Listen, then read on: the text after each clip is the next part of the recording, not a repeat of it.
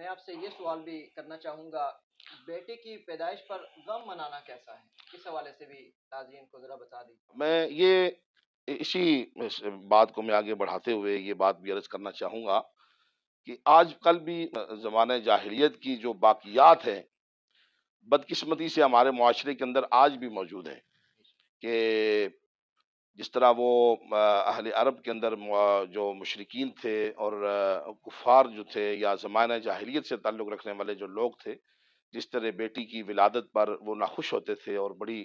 اپنی معاشرے کے اندر بے عزتی محسوس کرتے تھے اس عمل پر، اور وہ بیویوں کو طعن و تشنیع کا نشانہ بناتے تھے، بدقسمتی سے وہ باقیات آج کے معاشرے کے اندر بھی کچھ لوگوں کے ہاں موجود ہیں اور وہ کلمہ گو بھی ہیں۔ اور میں سمجھتا ہوں کہ اس قسم کی جب کسی کے ہاں بیٹی پیدا ہو اور وہ بیویوں کو جو اس کا ذمہ دار ٹھہراتے ہیں اور بیویوں کو طعن و تشنیع کا نشانہ بناتے ہیں کہ تو نے بیٹی کو کیسے پیدا کر دیا، کیوں پیدا کر دیا، اس قسم کی باتیں سننے میں آتی ہیں معاشرے میں،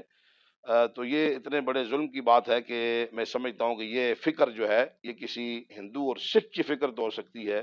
یا کسی مشرک کی یہ فکر ہو سکتی ہے، کسی کلمہ پڑھنے والے اور آقا دو عالم صلی اللہ علیہ وسلم کی ذات اقدس پر ایمان رکھنے والے، قرآن و سنت کو پڑھنے والے شخص کی یہ فکر نہیں ہو سکتی، اس لیے کہ قرآن پاک بھی اس کی بڑی شد و مت کے ساتھ مذمت کرتا ہے، اور اس فکر کو نبی پاک صلی اللہ تعالیٰ علیہ وسلم نے بھی دفن فرما دیا، جو فرمان میں نے ابھی آپ کے سامنے پیش کیا کہ آقا کریم علیہ السلام تو بیٹی کی ولادت پر جنت کی بشارت عطا فرما رہے ہیں، بیٹی سے حسن سلوک پر جنت کا وعدہ فرما رہے ہیں، آپ نماز پڑھ رہے ہیں لیکن آپ کے لیے جنت کا وعدہ نہیں ہے، ہو سکتا ہے آپ کی نماز قبول ہو یا نہ ہو، لیکن بیٹی کی آمد پر خوش ہونا اور بیٹی سے حسن سلوک کرنا، بیٹی کی جائز مطالبات کو پورا کرنا اور بیٹی کے ساتھ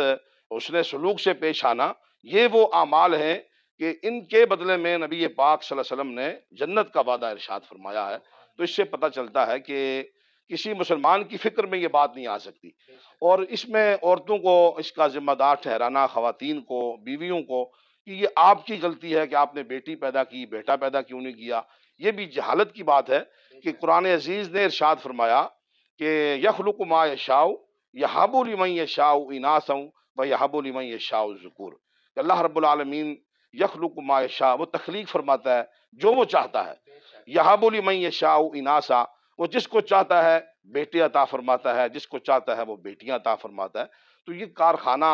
بیٹیوں اور بیٹوں کا یہ کسی عورت کے ہاتھ میں یا کسی مرد کے ہاتھ میں نہیں ہے، یہ بات حقیقت ہے کہ اولاد ماں باپ کے وسیلے سے ہی پیدا ہوتی ہے، لیکن اولاد میں بیٹا ہو یا بیٹی ہو، یہ نہ کسی مرد کے اختیار میں ہے نہ کسی عورت کے اختیار میں ہے، یہ اختیار اللہ رب العالمین نے اپنے دستے قدرت میں رکھا ہے، اور وہ ارشاد فرماتا ہے یہب لمن یشاء اناثا ویہب لمن یشاء الذکور، یہ تو میری چاہت ہے، میں جس کو چاہتا ہوں اسے بیٹیاں عطا کر دیتا ہوں، جس کو چاہتا ہوں اسے بیٹے عطا کر دیتا ہوں۔ تو بیٹیاں نبی پاک صلی اللہ تعالیٰ علیہ وسلم کو اللہ رب العالمین نے 4 بیٹیاں عطا فرمائیں، اور نبی پاک صلی اللہ علیہ وسلم نے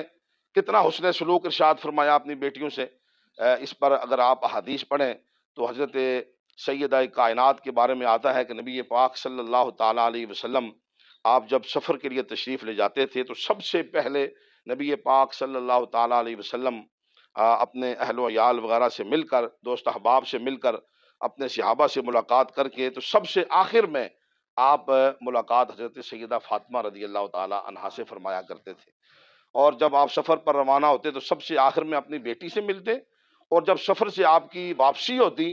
تو آپ کسی اور سے ملاقات نہیں فرماتے تھے، سب سے پہلے اپنی بیٹی کے ہاں تشریف لے جاتے، ان سے ملاقات فرماتے، ان کو ملاقات کا شرف عطا فرماتے، اور ان کے حالات اور احوال سے آپ ان کی خبر لیتے، اور اس کے بعد پھر آپ اپنے ازواج مطہرات اور اپنے حجرات مقدسہ کے اندر جلوہ فرما ہوتے۔ تو آپ کے اس طریقے سے بھی پتہ چلتا ہے کہ بیٹیاں بوجھ نہیں ہوتی، بیٹیاں بے عزتی کا باعث نہیں ہیں، بلکہ بیٹی اللہ کی رحمت کے نزول کا سبب ہے، اور معاشرے کے اندر بیٹیوں کو رسول اللہ صلی اللہ علیہ وسلم نے بڑا اعلیٰ اور بڑا بلند مقام عطا فرمایا، اور اس مقام کا آپ اندازہ اس بات سے بھی کر سکتے ہیں کہ نبی پاک صلی اللہ تعالیٰ علیہ وسلم کی خدمت عالیہ کے اندر جب آپ کی بیٹی تشریف لاتی تو رسول اللہ صلی اللہ علیہ وسلم اپنی مسند سے کھڑے ہو کر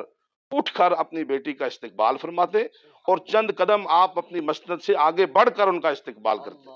اور پھر اس سے بڑھ کر یہ شان کے نبی پاک صلی اللہ علیہ وسلم اپنی مسند پر اپنی بیٹی کو بٹھایا کرتے تھے۔ سبحان اللہ۔ تو اس اعزاز اور اس تکریم اور تعظیم سے پتہ چلتا ہے کہ بیٹیوں کو کس طرح عزت کی نگاہ سے دیکھا جاتا ہے اور کس طرح قدر کی نظر سے دیکھا جاتا ہے، اور رسول اللہ صلی اللہ علیہ وسلم نے اپنی بیٹیوں کے ساتھ کس طرح جو ہے نا وہ سلوک خوبصورت سلوک ارشاد فرما کے امت کو تعلیم ارشاد فرمائی ہے۔